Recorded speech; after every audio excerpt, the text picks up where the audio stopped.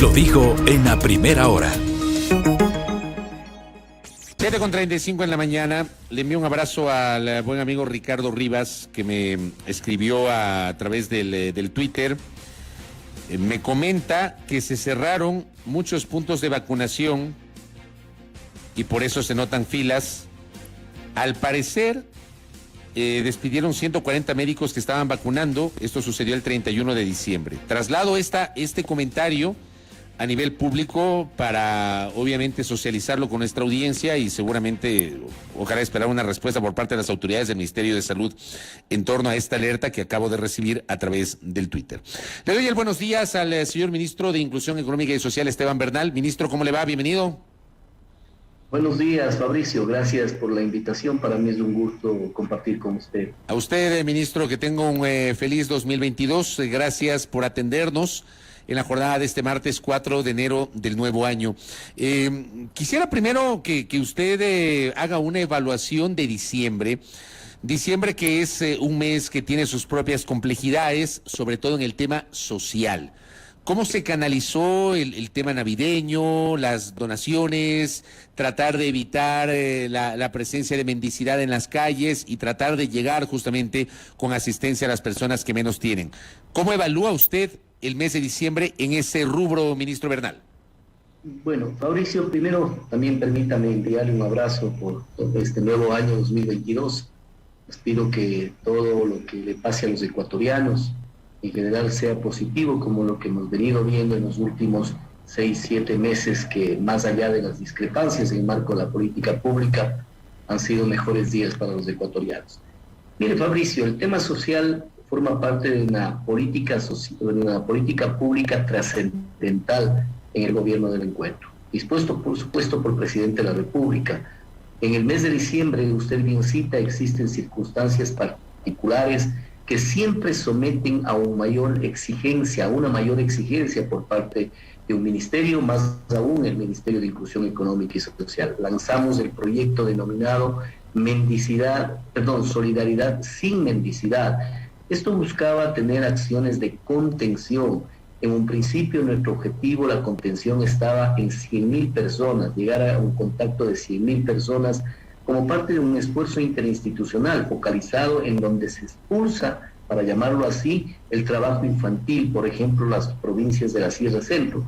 Llegamos a cubrir casi 160.000 personas en el marco de contención. ¿Qué significa esto? Logramos llegar con actividades lúdicas, de sensibilidad, actividades de reflexión que pueden tener padres y madres de familia que ponían en peligro a sus hijos, motivados por las épocas para generar mendicidad y trabajo infantil. Usted me dirá, como un colega suyo, bueno, sí, pero si es que están saliendo para buscar un recurso, ¿qué alternativa le da? Efectivamente, por eso es que nosotros de manera paralela manejamos una entrega masiva justamente en los sectores en donde habíamos identificado, acorde a las evidencias mostradas por el Ministerio, que son ciudades, sectores, parroquias, comunidades expulsoras, reitero, de niños y niñas para hacer trabajo infantil, o por sus padres, que es una realidad penosa y que lo han sabido reconocer los propios padres, inclusive cuando se logra recuperar de los derechos de salud, de educación, de bienestar de los niños, como me pasó en Rumiñahui. Un padre de familia que formaba parte del acto formal, Fabricio, rompió en llanto, no pudo continuar con su exposición y luego en informalidad me decía: ministro, no puedo creer a lo que yo expuse a mis hijos. Entonces, cuando nosotros generábamos o seguimos generando esa sensibilidad de ese dólar, que usted y yo tal vez también lo hicimos, quizás no estamos apoyando a ese niño, sino a una mala costumbre o quizás a una irresponsabilidad de un padre o madre de familia que usa a los niños para esto. Y lo peor, quizás se usa también para aquellas mafias o micromafias que la Fiscalía General del Estado está investigando, en donde también se alquilan niños. Es un tema muy grave en el cual obviamente tienen otras competencias. En lo que a nosotros respecta, tomamos decisiones sumamente fuertes. Se generó una ampliación de cobertura 6 veces más grande, reitero, que la del año 2020, obviamente en un año con menor consideraciones con el tema pandemia, más allá de los últimos rebrotes. pero que les ha permitido montar una política pública social mucho más sólida, Fabricio. Eso como un tema particular de diciembre, sin perjuicio del lanzamiento de la tabla de pensiones alimenticias mínimas, que fue literalmente un regalo navideño para esa población adulta mayor que teniendo una deuda histórica, adulta mayor vulnerable. Hay que tener esa particularidad, que venía teniendo, reitero, una deuda histórica que no se había cumplido durante muchos años y que el Ministerio tomó la decisión de entregarles lo que por ley les corresponde. Claro, yo le preguntaba de diciembre justamente por la propia naturaleza del mes y porque en su momento se había generado una política pública que hubiese sido muy interesante que se mantenga en el tiempo. Yo recuerdo que hace algunos años había un programa llamado Navidad sin mendicidad, que digo, puede llamarse como sea el programa, pero yo parto del concepto. Tratar de evitar que, por ejemplo, en el caso de las carreteras, los niños o los adultos mayores salgan a la carretera a pedir un juguete o un caramelo, con el riesgo incluso que implica que estén en las carreteras, y más bien llegar a las comunidades indígenas o los sectores más desposeídos con esas donaciones. Por eso justamente era mi pregunta, y saber si eso ha sido retomado, se va a retomar y se va a mantener en el tiempo, ministro. Sí, Fabricio, ha formado parte de este gran proyecto denominado Solidaridad sin Mendicidad. Bien dice usted, yo soy de los que asimilo mucho los buenos conceptos que vienen de periodistas que reflexionan de manera paralela con el entrevistado para que la ciudadanía tenga la mejor información. Yo comparto que semánticamente, llámeselo como se lo llame, la intención es de que se logre reducir esa peligrosidad que existe en las calles. Por ejemplo, Fabricio, en esta vez estuvo involucrado la CTE, la ANT, para generar acciones rígidas, fuertes, y que efectivamente así lo ha informado a estas dos instituciones, para con aquellos choferes que paran en la vía.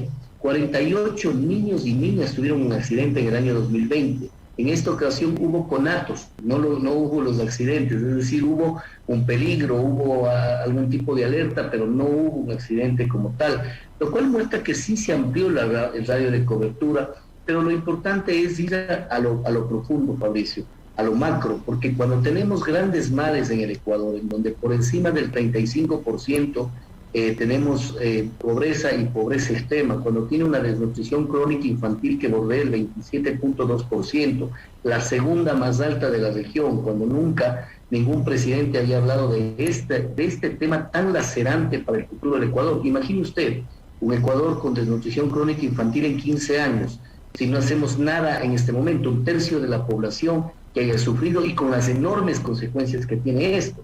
Un Ecuador que tiene 311,000 niños, niñas y adolescentes en trabajo infantil, lo que quiere decir que ni así cuadrupliquemos, quintupliquemos los presupuestos de cobertura social del ministerio, podríamos lograr a tener acceso a todos esos niños, niñas y adolescentes. Un Ecuador con esa realidad social, lo que requiere es una política económica paralela fuerte, como el haber creado 290,000 fuentes de empleo en lo que va del gobierno del encuentro. Porque eso al final del día, Fabricio, es concomitante para la reducción de todos estos males. Con un padre de familia con un empleo adecuado, tiene reducción de mendicidad, de trabajo infantil, reducción de la desnutrición crónica infantil, reducción de la inseguridad, reducción de la pobreza, reducción de la migración. Por eso es que la política social jamás puede estar desprendida, y por eso nosotros hemos impulsado varios proyectos que además lo dijimos en campaña, porque es un gobierno que lo que dice lo hace, lo que promete lo cumple, así que estamos en ese camino y Dios mediante seguimos reforzando esto en el 2022. Acá recibo una pregunta de uno de nuestros oyentes. Dice, si habla de la mendicidad infantil y mafias, ¿por qué? O sea, ¿qué pasa con esas mafias? ¿Es posible desarticularlas? Aquí se mencionan, por ejemplo, a ciudadanos extranjeros que muchas veces se aprovechan justamente de la vulnerabilidad de los niños o de las niñas y los utilizan dentro de esas mafias. ¿Cómo desarticular esas mafias, ministro? A ver, hay temas que son de competencias específicas, ¿no? Usted comprenderá que lo nuestro es un tema de política social abierta. De hecho, hago un paréntesis para responder a la pregunta, nunca la rehuyo, pero la complemento. Cuando hablamos de personas extranjeras, hoy vivimos una oleada migratoria que es lacerante para América Latina, pero que hay que asimilarla.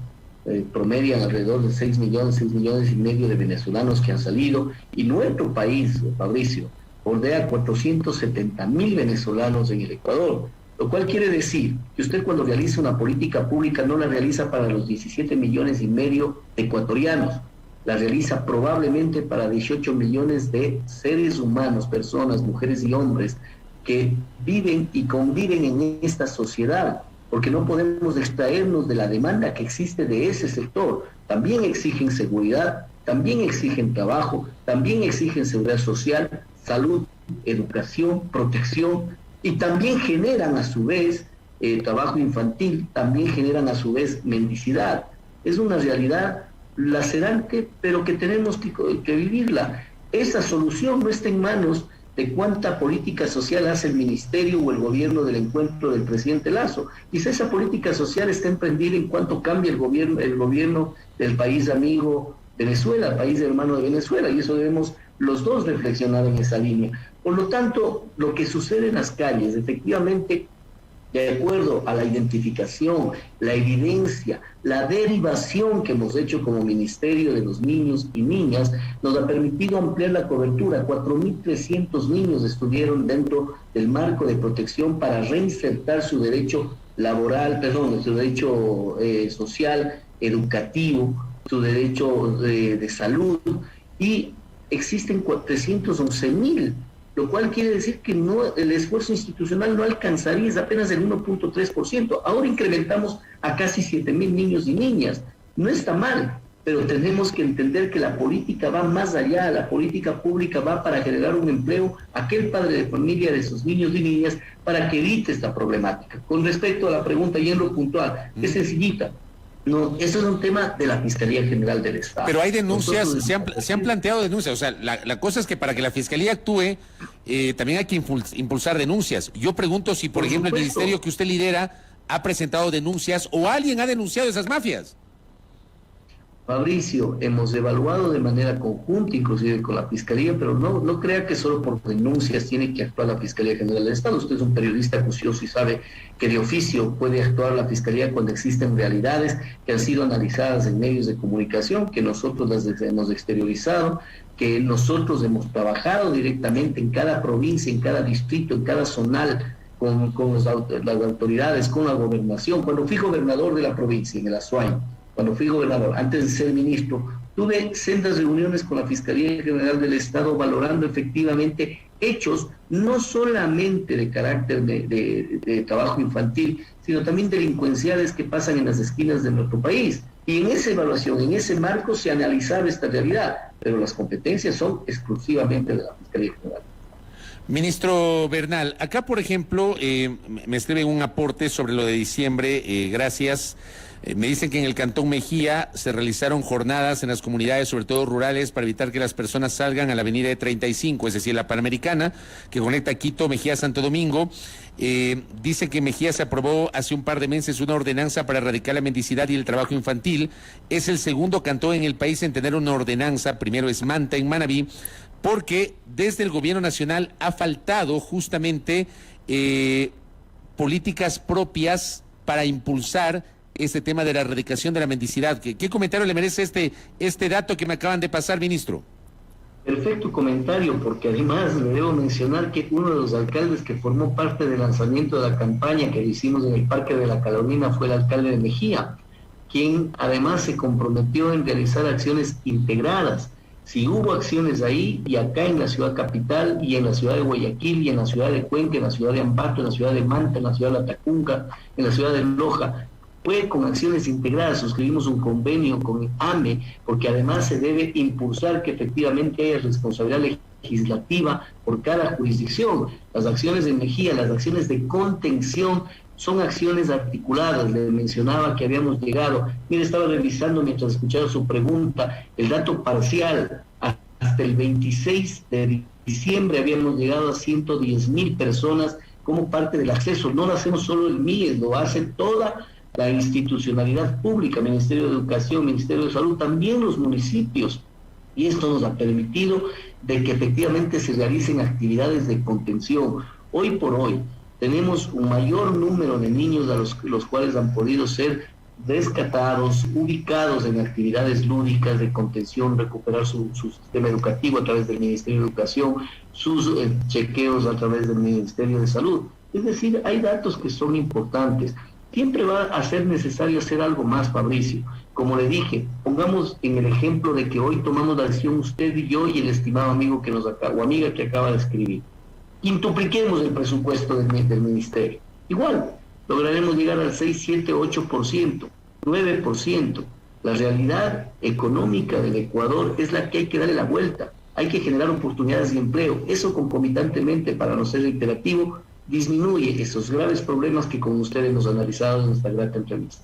Ministro Bernal, dejemos entonces diciembre y hablemos de la proyección 2022. ¿Cómo se proyecta en el ámbito de la inclusión económica y social este año? Por ejemplo, tema de bonos de asistencia social a los que menos tienen. A ver, le voy a dar un resumen rápido de 3 o 4 temas que son fundamentales. Tema bonos, efectivamente vamos a tener un incremento, haremos una inclusión de no menos de 110,000 núcleos familiares. Habrá alguna reducción también, como la hubo ahora en el mes de noviembre, en donde forma parte de este proceso de actualización, que todos los ecuatorianos sabemos que ahí todavía existe gente que, aunque no necesitándolo, recibe el abrazo social del gobierno del encuentro. Y sin embargo existe gente que necesitándolo está fuera. Ese es el trabajo que me ha dispuesto el presidente Lasso y que venimos realizando. En el primer cuatrimestre iremos anunciando los incrementos. Yo mismo me permitiré remitir a todos los medios, a usted, para que informe a la ciudadanía sobre este particular. Segundo, vamos a trabajar a profundidad en lo que ya nos hemos comprometido. Hoy nomás tengo, luego de su entrevista, una reunión para revisar cómo han avanzado los procesos y procedimientos para la adopción de 9 meses, que es la misma temporalidad de gestación natural. Por lo tanto, ese tiene que ser un tema evidenciado, evaluado en los próximos meses, en este año, como el cumplimiento pleno de ese acto noble que es la adopción en el Ecuador, que deje de durar 3 años, 4 años y sea 9 meses, como nos hemos comprometido. Tercero, se viene algo que es importantísimo y que estaremos lanzándolo en el mes de marzo, de acuerdo a la programación del Ministerio, el proyecto denominado Vivo Joven, que esto no es sino un sector, buscar establecer un sistema de voluntariado social. Fabricio, tenemos nuestra edad usted y yo, pero cuando fuimos jóvenes, adolescentes, teníamos grandes sueños, y quizás en el suyo fue igual al mío, irnos a África, a ayudar a los niños. Lo que le queremos decir a ese joven es: no te vayas a África, ven a Guano, ven a Chimbo, ven a Chauche, en mi provincia de la Suay, ven y ayúdanos en el Coca, donde que existe un deslave. La intención es generar voluntariado abierto. De esta forma, tener un compromiso de la juventud ecuatoriana, juventud no solo generacional, también de espíritu. Y ese tipo de voluntariado va a ser el más grande y mayor voluntariado en la historia de este país.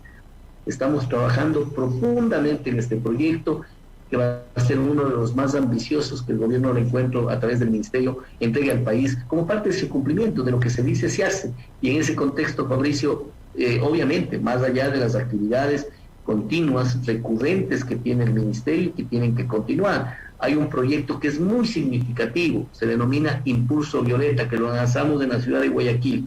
Ese tiene que acceder en este año a identificar y lograr llegar a 70,000 mujeres rurales. Ya empezamos, logramos con 5,700 en el último mes de diciembre, pero el objetivo es tener 70,000 mujeres rurales vinculadas al proyecto Impulso Violeta, que es generar emprendimiento, huertos rurales. Para eso contamos con un presupuesto de no menos de 13,900,000 a través del Fondo Internacional de Desarrollo Agrícola. Eso va enfocado ¿a qué? A disminuir la violencia basada en género, porque la hiperdependencia económica que tiene nuestra mujer rural, sobre todo, hace que en ciertos momentos se genere violencia basada en género. Y eso, obviamente, vamos a disminuirlo con programas tangibles como el que le acabo de decir. El lograr que 70,000 mujeres tengan un grado de independencia a través de proyectos directamente relacionados con ellas, será un proyecto, como se denomina, Impulso Violeta, que es muy significativo, valioso, valeroso, importantísimo para el Ecuador. Por ahí le doy 3, 4 proyectos grandes, más allá, reitero, del reforzamiento de toda la red de protección social que llevamos nosotros como ministerio y que tiene que seguir: adultos mayores, personas con discapacidad, niños, niñas y adolescentes, etcétera. Pero déjenme darle algo más. al final. El proyecto más ambicioso que tiene el presidente Lasso es disminuir 6 puntos porcentuales de ese perverso 27% de desnutrición crónica infantil. Reitero una vez más, Fabricio, el segundo más alto de la región, solo por debajo de Guatemala, por encima de Haití, por encima de Venezuela. Es gravísimo. Hay que impulsar la disminución de los 6 puntos porcentuales de desnutrición crónica infantil. Para ello, estamos también ya trabajando para el lanzamiento del bono de los 1000 días.